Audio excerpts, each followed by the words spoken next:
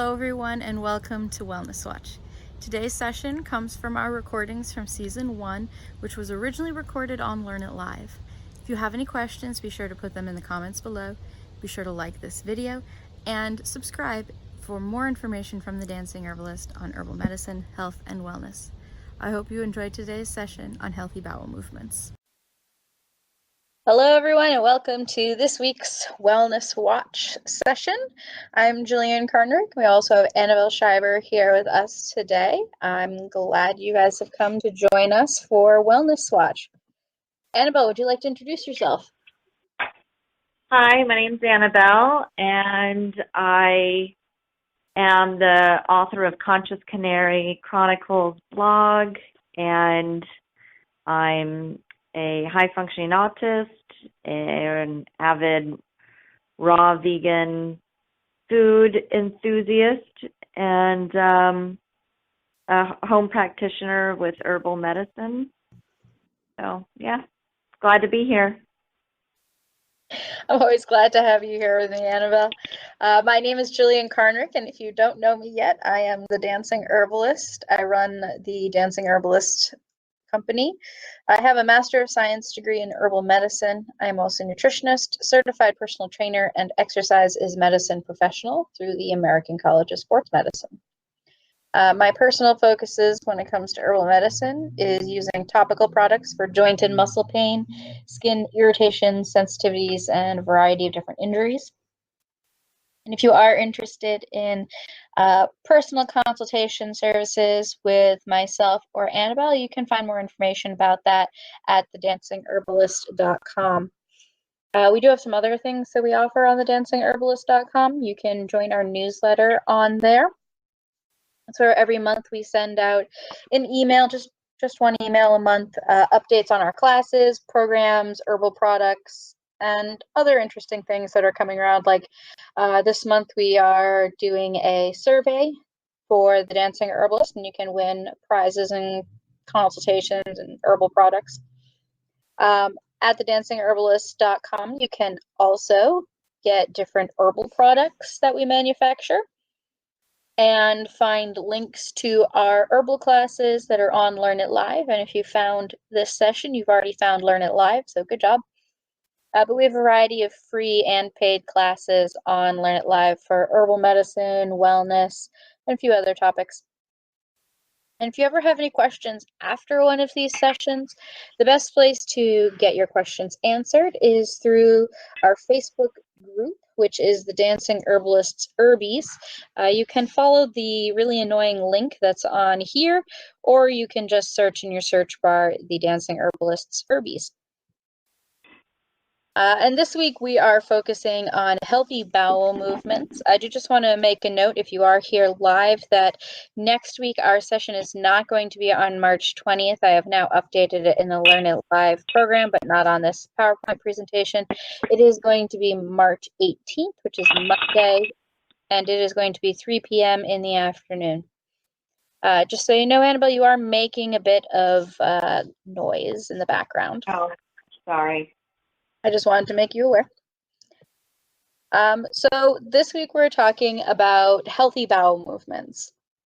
Annabelle, what's the first things that come to your mind with healthy bowel movements? Well, healthy bowel movements really, it's very interesting because as we joke, this is a topic we discuss very often, but it was really much different than what I thought it was to have healthy bowel movements. I think that's one thing that's really stood out to me. What do you mean? I just didn't understand what optimum bowel movements was, that you're actually supposed to move your bowels more than once a day. Yes, So, I mean, ideally for me, it's about twice a day, some people up to 3, but I say just get to 1 and you're doing a really good job compared to the average individual on the standard American diet. absolutely. And it's interesting, I just really took it for granted that it's really very necessary to move your bowels at least once a day.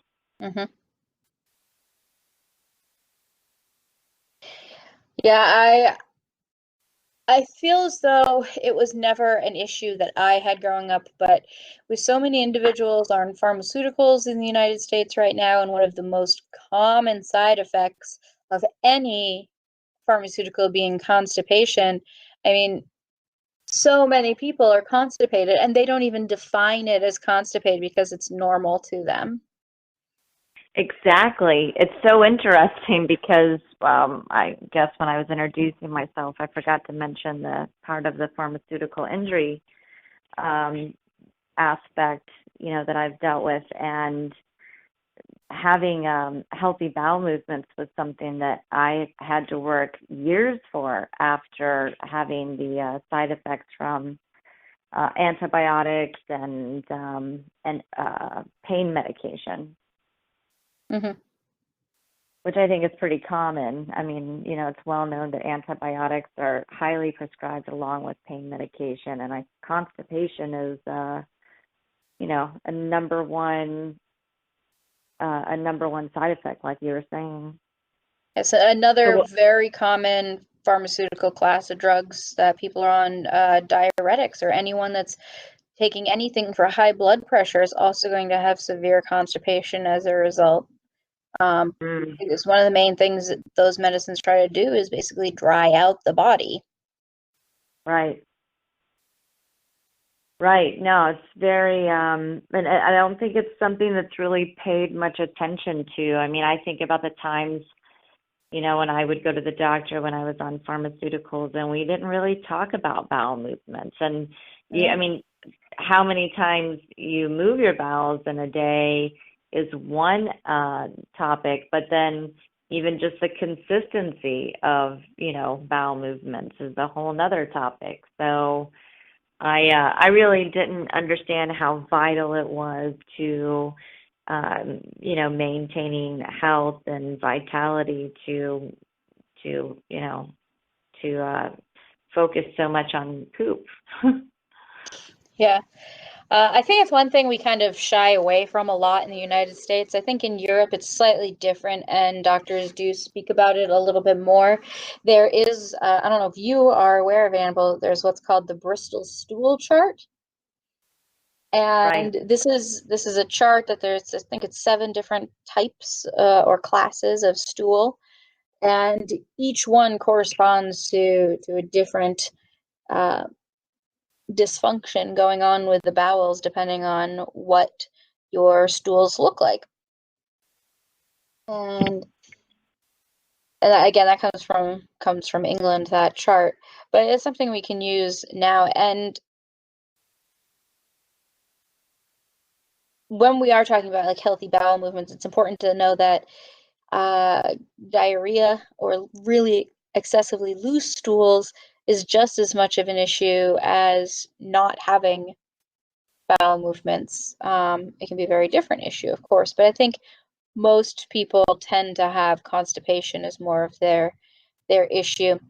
And I think so many doctors, when they do ask about bowel movements, that they ask straight up, what they say is, do you have regular bowel movements? Now, regular just means the same. And if you're having one bowel movement a week, that's technically regular. It's always the same, but that is not a healthy bowel movement. Right. It is very relative, and to what you experience, what your experience is as far as normal, which, as we, have talked about, what is normal as far as health in our culture is not normal. It's just normalized, and I think because it's, Mm. there's such a majority of people that are struggling with chronic health issues and reliant on pharmaceuticals and over-the-counter medication for even eating food. I mean, thinking about antacids and headaches and pain and, Tylenol and things. I mean, these are just something that's becoming an everyday part of our culture, which um, is not normal. So, the guide that we have to our digestive system is so important to tune in and pay attention to. You can also tell how your body is digesting food by your stools. I mean, if you have undigested food in your stools, there's an indicator, that you're having some dysfunction in that four-step process, which, in my opinion, that four-step process that I've talked about before is the foundation of our health and wellness. Mm-hmm. So digestion, absorption, utilization, and elimination Yeah. being And the cycle. we'll get to talking a little bit more about the foods that kind of go into constipation, because we can talk for hours on that, I'm sure. So we'll save that to after we've talked about a few other things. But when it comes to healthy bowel movements, do you feel as though there's any certain time of the day that's better or worse to be having bowel movements regularly? I don't think myself that I quantify times of the day as, good or bad. My opinion on optimum bowel movement is that you move your bowels, after you eat within a certain amount of time. So I would think that, first thing in the morning, your body wants to purge first thing in the morning. Mm-hmm. So I kind of pay attention to that. Like, I feel like I'm regular if I go first thing in the morning. But I don't think any really particular time of day. What about you? I also generally think first thing in the morning, and I think most individuals that label themselves as having a healthy bowel movements probably say the same thing. I think one of the things that really plays into that is coffee. And Yeah. for a lot of people, and I know it's not for you and I, we are not coffee drinkers. But for a lot of people, they will use coffee, their first morning cup of coffee, as a way to encourage a bowel movement to happen. So for Yeah, individuals that absolutely. don't, so it's something you can get a little bit, I don't want to say addicted to, but attached to. Like it is possible to do it so frequently that drink coffee so frequently that you won't have a bowel movement unless you have coffee. So by that standard, maybe Yeah. you could label it as addictive. But there's something, our digestive system is all in a cycle, right? It's every time we eat this, the process starts over again. And it's a little bit different for our colons, because our colons are a little bit more on a circadian kind of rhythm with our sleep and everything. If you think of like an animal in the woods when they are scared and stressed, it is a stress response to have a bowel movement. Right. And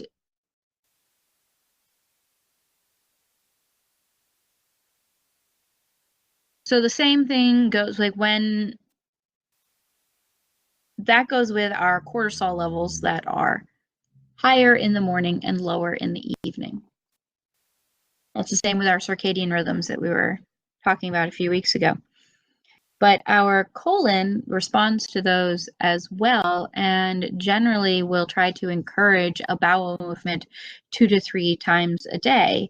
And depending on how much material is in the colon will alter if we actually have the final urge to have a bowel movement or not. But one of the worst things someone can do is not fulfill that urge to have a bowel movement, to try to prevent it in one way or another. Yeah, absolutely. I find it's interesting. I knew a lady years ago that, was so overwhelmed with the notion of, having a bowel movement at work or something like that, that she would hold Yes. it for hours. And I was just like, oh my goodness, you know, because that's that whole step, you know, that elimination step, whether it's, you know, our sweating or through our urine or through bowel movements, it's imperative that we get the waste out of our bodies,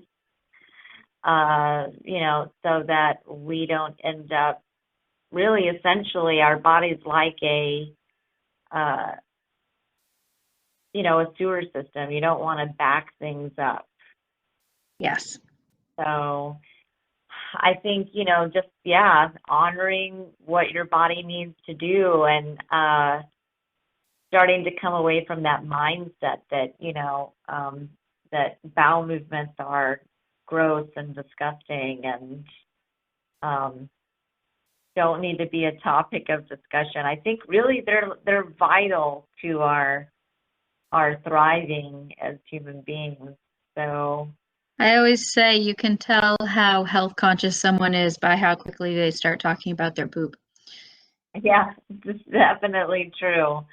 It's definitely true. So I think, you know, it's really one of those foundational parts of our wellness. And I think it's highly overlooked.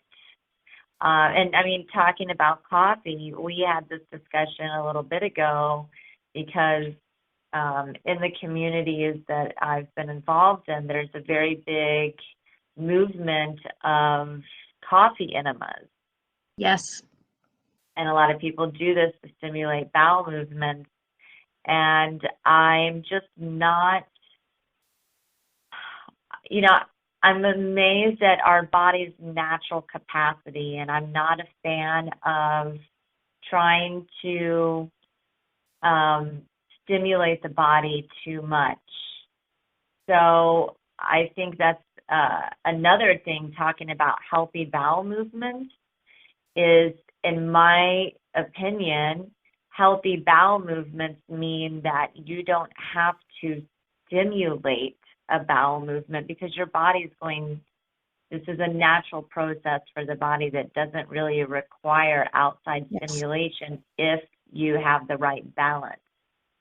Yeah, that's exactly what I was getting to with talking about having coffee every single day to stimulate a bowel movement. I mean, having coffee is fine if you can do it, but having it just to stimulate a bowel movement is not a great choice. But Right. why don't we shift our topic a little bit and talk a little bit about non-food related things to help encourage bowel movements, particularly for individuals that may not currently be having a regular bowel movement. Is there anything in particular you first reach towards or think of to support someone? Well, for myself personally, and just from my own experience, mine is fruit. If Mm-hmm. what I've found, if you want to stimulate, or not stimulate, but if you want to, um, you know, help yourself out with bowel movements, the thing that's worked very well for me is fruit. And so if I'm having a hard time and I'm struggling, you know, if I'm feeling constipated or what have you, fruit really helps me out. But and we're back on food, so but that is, you know, that's one thing that helps me out. And of course, we have so many different herbs, you know, that people can use or that I've Yeah. used. I know you have too.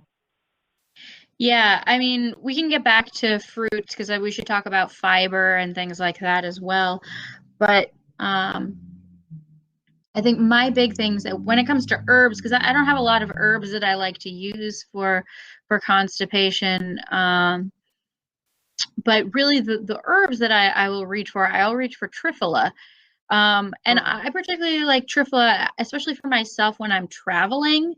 It seems to be something for me that helps with moderating my bowel movements while I'm traveling, whether I have looser stools or any level of constipation. Triphala is a good balancing blend. So if you're not familiar with Triphala, it's a 3-fruit blend that comes from Ayurvedic herbal medicine out of India.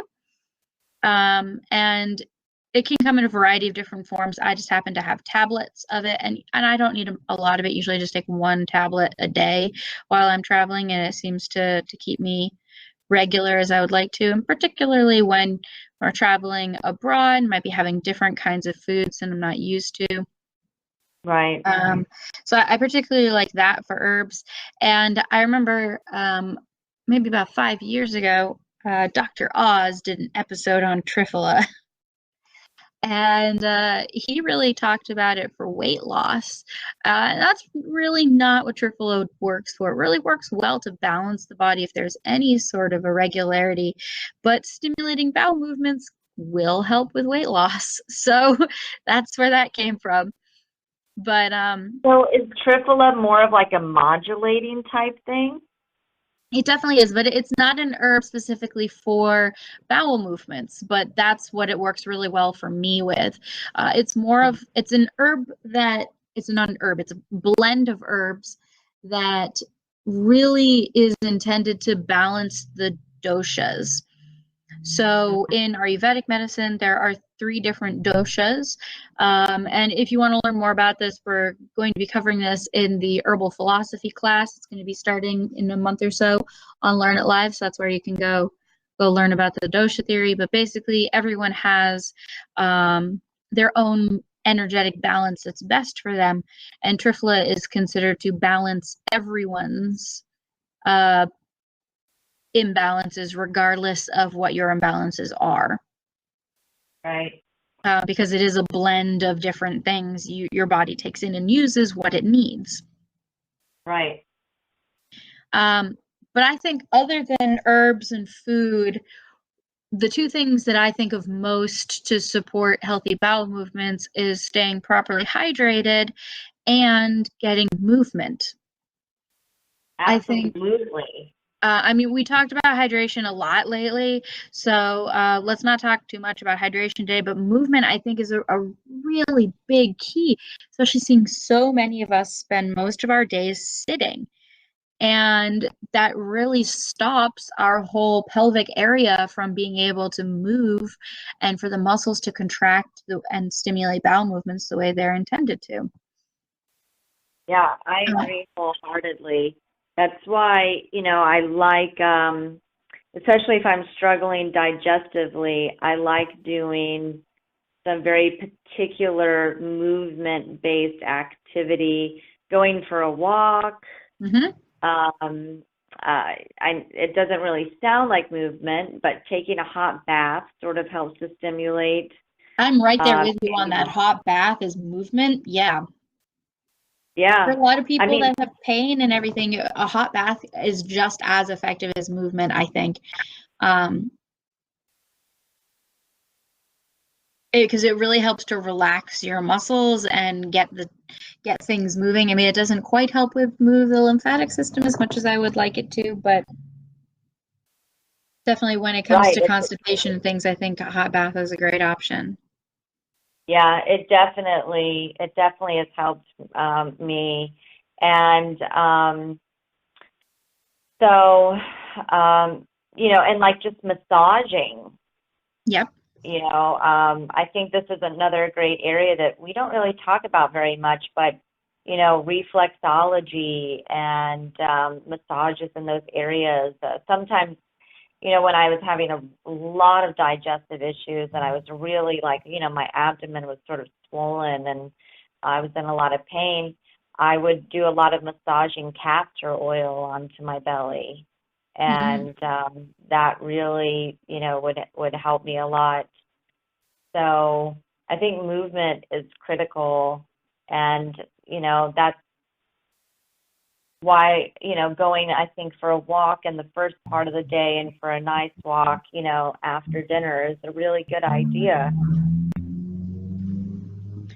Yeah, I mean, so I think any kind of movement is definitely supportive. I particularly think movement in the pelvic region is really best. And you and I were talking about one of these things earlier today. We were talking about cat and cow. And I Right. think that is an excellent movement. It comes out of yoga, and if you are not familiar with it, with cat and cow, it the instructions on how to do that is in the Dancing Herbalist blog, so you can go to that to see a little bit more about how to do cat and cow. But it helps to actually get all of the organs that are in the diaphragm and underneath the diaphragm to get moving again. It helps to like realign all of the organs and the muscles that are there just by the tipping of the hip and the pelvic region. And another one that is really common, I think, it's funny to say it, but the phrase, the pose that I've always heard it called is the wind relieving pose. So for that pose, you lie on your back and then you hug your knees to your chest. I know, I love that one. I love when I go to public yoga and people are, eliminating into that pose. It's pretty common. They're eliminating their wind. Right, right. And that's exactly what it's for. I mean, it helps get more movement into the pelvic region. It's also great for a low back massage if that's something that you need at the same time. But I also like doing hip tilts, which is basically just lying on your back again, but with your knees bent and feet flat and just rocking your hips forward and back. But if you like to exercise standing up, because who does that? Just Right. just shaking your hips around can be really, really helpful. So yeah, I think a lot of movement can be really helpful. And again, this is particularly for individuals that are sitting all day, and most people are sitting all day. I mean, the worst case are individuals who are like truck drivers, for instance, and they'll tend to have a lot of constipation and not a great diet as well. So Yeah, it's pretty interesting. And I think one factor, at least that I have found for myself, is stress. yes, If I, obviously with the autism issues, if I'm having a very difficult time with stress management or sensory overload or meltdowns, I find that immediately my bowels are impacted and my cycle of being regular is disrupted. I think for myself, when I'm traveling, it tends to be stress that upsets my cycle rather than foods that I'm exposed to. But just like you were talking about the individual who would prevent herself from having bowel movements while at work, that's also a response from stress, um, and fear and anxiety and all of those different things. And stress can really make us hold on to things. As we hold on to stress, we hold on to our feces in our bodies, and it's hard to let go of that. And yoga can be really great at relieving stress, same with meditation and other things.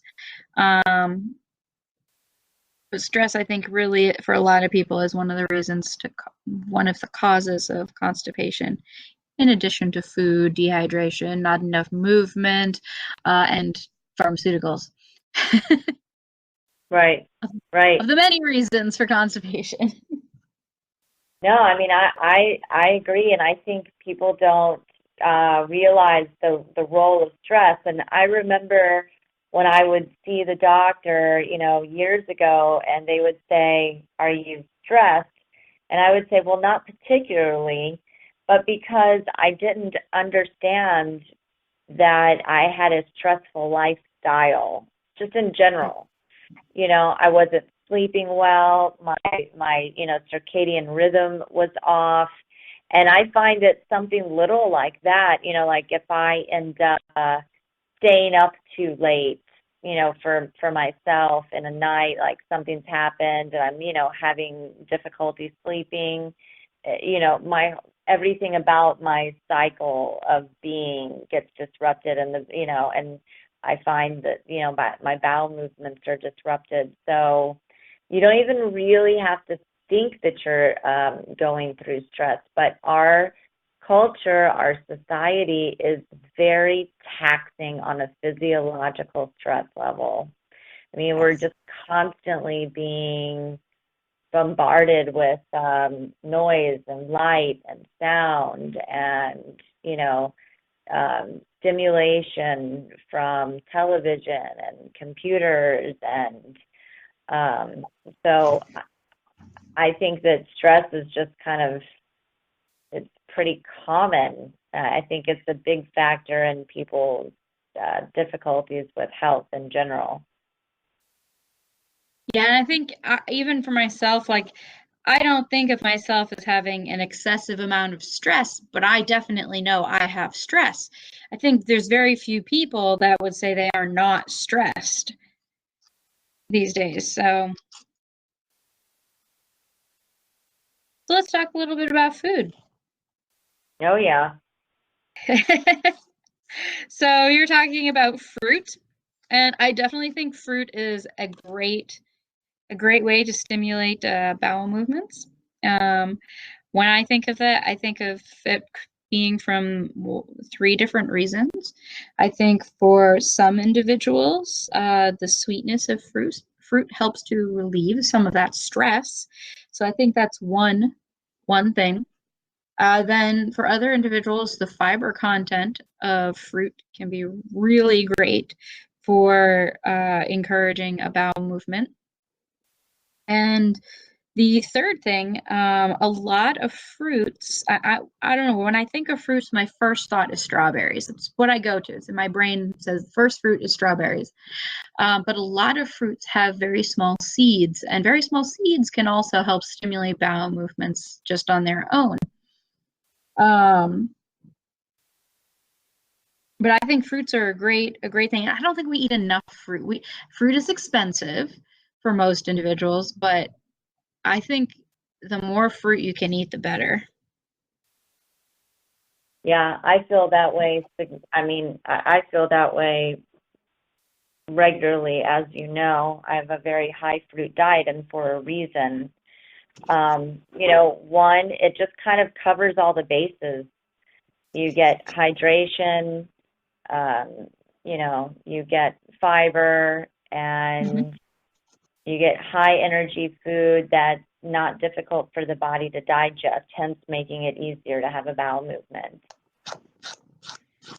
Yeah, and I know a So, lot of people are worried about fiber when they're constipated. And I see online people saying that they want to have a low fiber diet to reduce constipation. And I'm like, no, I mean, fiber is really balancing, because the actual fiber itself will bulk up your stools and encourage a bowel movement. But if you have um, a more loose stool, fiber will also absorb that water content to encourage a more solid bowel movement as well.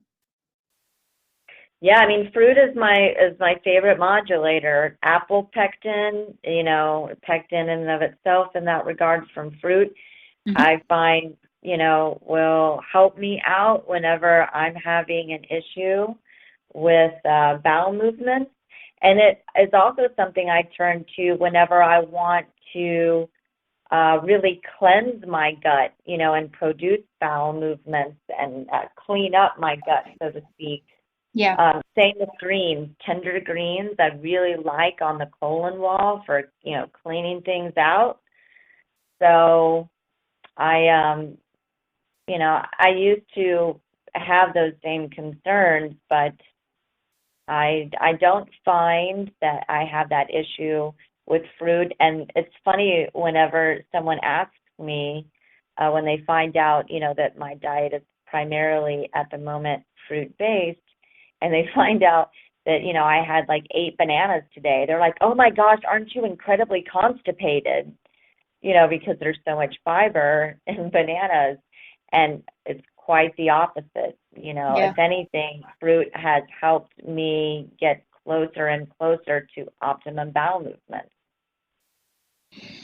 I definitely agree. I think fruits are amazing.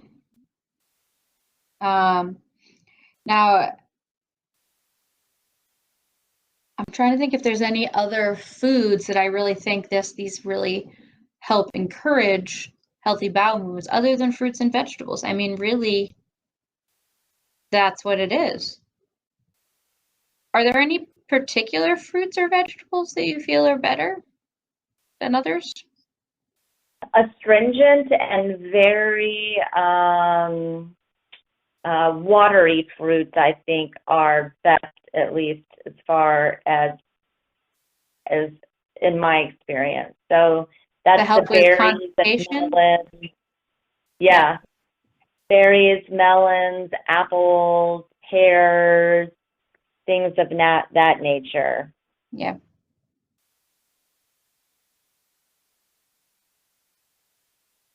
Um, but it's really interesting, whenever it comes to food, I also find that, um, of course, I can move my bowels better whenever I'm not combining foods that create gut fermentation.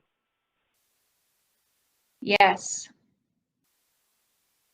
So that definitely comes into play. So it also matters. I mean, if I combine my fruit with something that creates fermentation in my gut, then I really have a very difficult time digestively.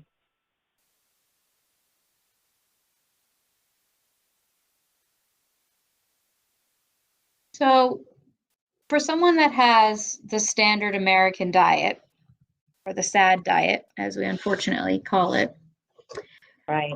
what are some of the first steps that you think someone should be taking towards changing their diet to support healthy bowel movements?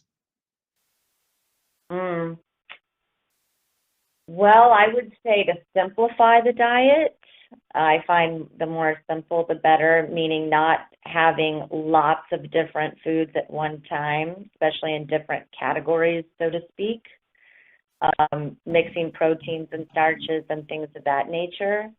But honestly, I think the thing that really made the big difference for me was gluten, was not having so Mm, much gluten in my diet. that's interesting. Yeah, for some, gluten and wheat-based products, they really affect many people differently. Um, for myself, while I label myself as gluten sensitive, it has never affected my bowel movements to my observation. Hmm. And for me, it's very much more mood and my mental faculties are very altered with gluten and wheat. But yeah, it is something that can definitely happen for a lot of individuals, and I think grains in general will do that, but more particularly really processed wheat products. What are your thoughts about glutinous rice, however? Hmm. Well, I guess it really just depends because glutinous rice, It's going to do the same kind of gumminess that yeah. glutinous bread does, even though it's from a different source. And on that same focus, my personal bigger concern, I would say, is not so much the grains, but probably dairy. And Mm. especially cheeses and even if it's fermented because of that gummy protein nature that most dairy products have. Um, they get sticky and that sticks to the digestive lining. Absolutely. And I find that they also seem to adhere to the digestive lining. And Yep. so it creates a lot of buildup, which makes it difficult for the nutrients that we need to be absorbed Yes. correctly. So there's that whole four-step process again, absorption being a very, very important part of the digestive um, the digestive system and healthy bowel movement. So dairy, at least for me, it's been crucial that I don't have dairy in my diet as far as being able to work on a recovery. It's probably one of the most significant things in the food realm of recovery for me, is the issues that seem to come from eating dairy, at least for me personally. And dairy is one of those things that for some individuals it will really loosen the stool, and for others it will encourage constipation more. And different kinds of dairy will do different things for different individuals. So it's sometimes hard to tell what's actually going on. And for me, I want to say like milk, for instance, and ice creams, unless they're like nice probiotic-y filled, they tend to loosen my stools significantly.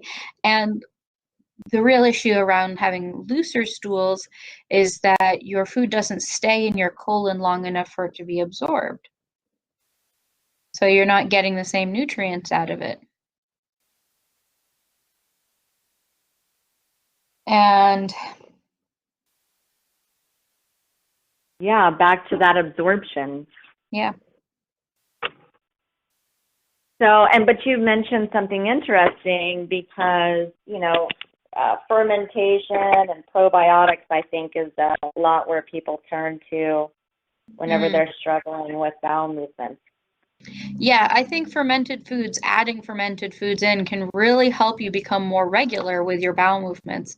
And regardless of what you're eating, I think fermented foods is probably a great starting point. And I think particularly fermented foods, not probiotic supplements. I think in that case, for encouraging a regular bowel movement, fermented foods is significantly more effective than probiotics. Right. Yeah, I think people's gut flora is very relevant. So, you want to have good bacteria in your gut. And when you're not having regular bowel movements, when you are constipated, the bad bacteria just is given more time in your digestive system, because bowel movements help to remove bacteria from our colons. So the longer food is in the colon, the more it ferments, the more irritation basically our digestive lining gets, and the more inflammation we get, which makes us more susceptible to disease, more susceptible to stress and inflammation and injury. So many issues with that. I mean, it's hard to just kind of think that being constipated can give you a headache, or being constipated can make you unable to sleep at night because you're too stressed, or give you pain throughout your whole body just because you just have a general level of inflammation. But constipation can lead to all of those different things and more. So for so many individuals that are taking pharmaceutical drugs for things like chronic pain, and then getting constipation because of those drugs, and then getting more chronic pain because of the constipation. It's just these never-ending cycles of dealing with them. And really supporting someone that has constipation can make a huge difference in so many different areas of one's life. Absolutely. It really is a vicious cycle. Mm-hmm. What I'm very familiar with, I lived that cycle for decades. And when I first started working on gut healing and bowel movements, that's really where I started, was some of that supplementation to get fermentation, in the gut. Yeah. So it's something I avoid now. But it always comes back to that thing that I talk about, which is balance. Of course. Just like you always talk about balance, I always talk about making choices. Right. Yeah, I mean, you know, foods, thinking about foods, even foods that are high in sulfur, you know, I mean, making sure that you have the right balance of your food, because, you know, the gut can get very disrupted very easily. And it's not even always just about the very particular food. I feel like a lot of issues that come about digestively are not always food-based, but they're more based in the processing of the food and potentially the exposure to pesticides.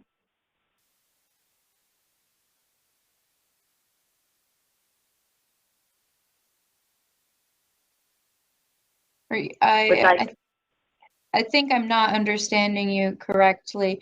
Are you referring to pesticides in food causing digestive issues, or just general exposure to pesticides in our environment causing issues such as constipation? Well, I'm sure that both play a role, but in particular the foods that we eat. That's why, you know, Yeah. I'm very particular about eating organic foods because, you know, I mean, if we have foods that are sprayed with pesticides and things of that nature, I think our gut is going to take a hit. Yeah. I think that for me, that's basically what I describe as inflammation of the digestive system, because just so many different things will cause that same inflammation. And it was a big buzz phrase a few years ago, but leaky gut syndrome was really what everyone was talking about, because you could have anything cause inflammation in the body. And I try to make sure everyone realizes that there are multiple things that cause inflammation in the body. Not only do you have physical injury, but you have immune responses to pathogens as well as stress. Stress will cause the same exact inflammation as pathogens and physical injury. And those chemicals from fertilizers and pesticides and things like that, those tend to fall under the physical injury, in my opinion, just because of the way that they work within the body. They will cause physical damage, and then an inflammatory response will come about from that. And all of those things all happen in our digestive system. And as soon as our digestive system gets inflamed, those slightly larger molecules that our body would stop from coming in, that we would not absorb, those are then able to be absorbed. And we get an immune response in response to those that we should not have been absorbing in the first place. Right. So this is just another one of those vicious cycles of anything where we expose our digestive system to causing inflammation to just make the issue worse. Yeah, absolutely. And it's really hard to turn those things around, and it's really step by step to do it. And I mean, if you can take the time and you have the energy to completely get rid of everything from your diet that could possibly be causing irritations, I mean, it is expensive and it is time consuming, and that in itself is very stressful. But really, those are the steps if you want to do it quickly to figure it out. Otherwise, it can take many, many years of learning what works well for your body and what doesn't. And I'm really of the opinion that you have to try everything, because if you don't really know, like if you haven't experienced it, you will never be able to completely convince yourself to change it, because you need to know the good and the bad to know which one you want to make the choice to have. And Well, constipation can cause so many additional issues in our body that so many of us think are normal, and they don't have to be normal. So trying to actually get a regular bowel movement every day can, that in itself can be challenging, but the changes it can make, you just might not even know how many changes it can make for you. Oh, yeah. I was going to say it's pretty interesting. I think that,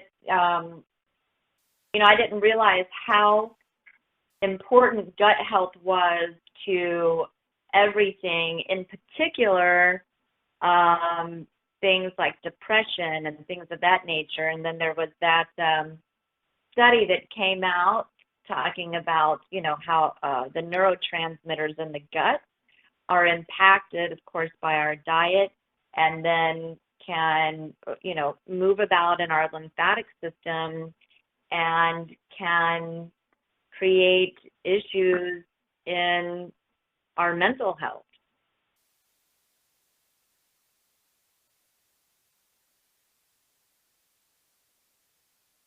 I don't understand how the lymphatic system is involved there, but the lymphatic system definitely can.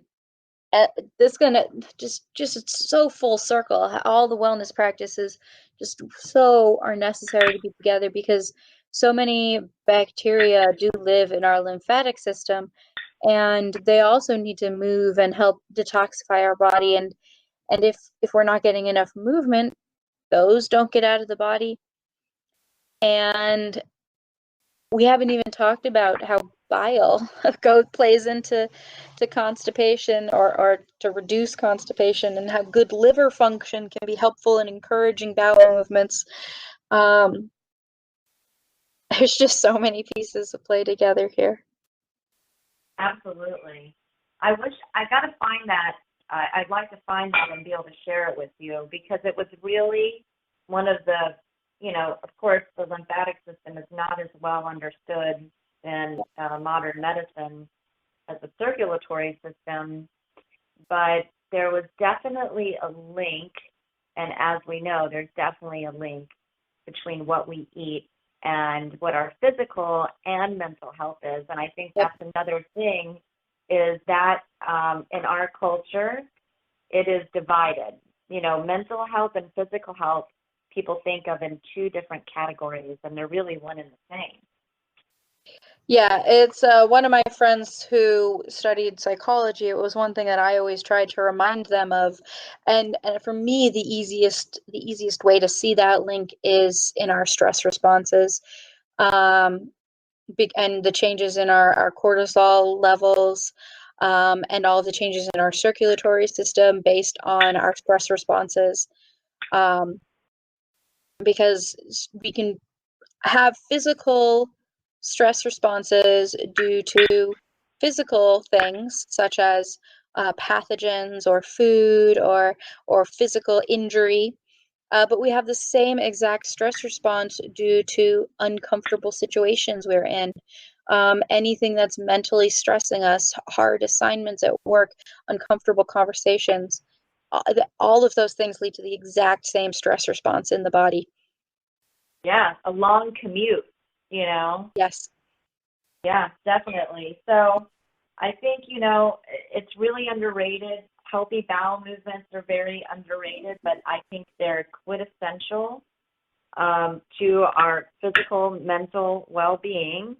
And I think that they're also, and I'm still learning so much about it, and this has been my experiences, they're so misunderstood. And like you were saying, because, generally fair to poor health seems to be accepted as the norm. Yep. Yep. So I think it's funny though, like you said, we could talk about, it all day long. But I think it's really that balance, and then it's definitely making sure that you stay hydrated and that you're eating the right food. You know, that's also why I like eating my cooked meals at night, because I go to sleep and it gives my body time to, do everything that it needs to do to assimilate everything. And, then I wake up and hopefully if everything's going well and normal, I, start my day with a nice healthy too.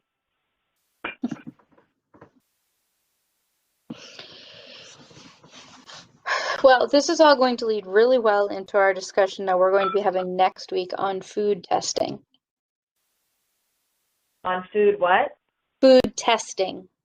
So testing what foods work well for your body and what foods don't work well for your body. And especially when it comes to constipation, it's one of the quickest ways to know if a food works well for you or doesn't work well for you. The hard part is getting rid of all the foods in the first place and then starting from a clean slate. Right. Yeah, it really is a challenge, but it definitely makes a big difference. And I think anyone that's, struggling with any health issues would be very benefited to take that approach. For me, it was, it's been imperative. Yeah. What was one of the first foods that you debated on if it was good for your body or not? Interestingly enough, it was fast food, then followed by gluten, and then followed by dairy, and then sugar. I was very similarly paced. I definitely paid attention to dairy first. But fast food was right there with it. Fast food really is kind of its own category. Maybe we should like fried food, or maybe would be the better phrasing. Because I mean, not all fast food is fried food, but most of it is. I agree. Or at least 5 to 10 years ago, or even more, when you and I were eating foods like that, it was all fried. It's not necessarily all fried now. Right. Yeah, definitely. And then, I don't eat processed foods, but I definitely found that was a big component. So that would be another area, I think, for someone to look, like, is their diet highly processed? Yeah, I think the processing of foods really, I mean, my personal main concern with processed foods is it just the lack of nutritional value and how everything is lost through the processing. But definitely it can be a huge issue, just processed foods. I mean, even salads that have been chopped up a week ahead of time and packaged in plastic and then shipped out. Just that can also be problematic for some. Right. Yeah, getting less processed foods, I think, would do anyone, very good as far as healthy bowel movements. I agree. So we're coming to the end of our discussion today. I want to thank everyone for joining us for our discussion on healthy bowel movements this week. If you are enjoying listening to Wellness Watch, please consider supporting us on Patreon. You can see that in the Learn It Live screen right now. You get early access to blogs and bonus content every month with only $1 a month. And we said next week we are going to be doing food testing. And Annabelle, do you have any last words on healthy bowel movements for today? Not particular on bowel movements, just I hope everyone is well and working their way to wellness if not. Yes. Okay, I hope you guys all have a great night and have a great bowel movement tomorrow morning. Okay, have a great night. Bye, everybody.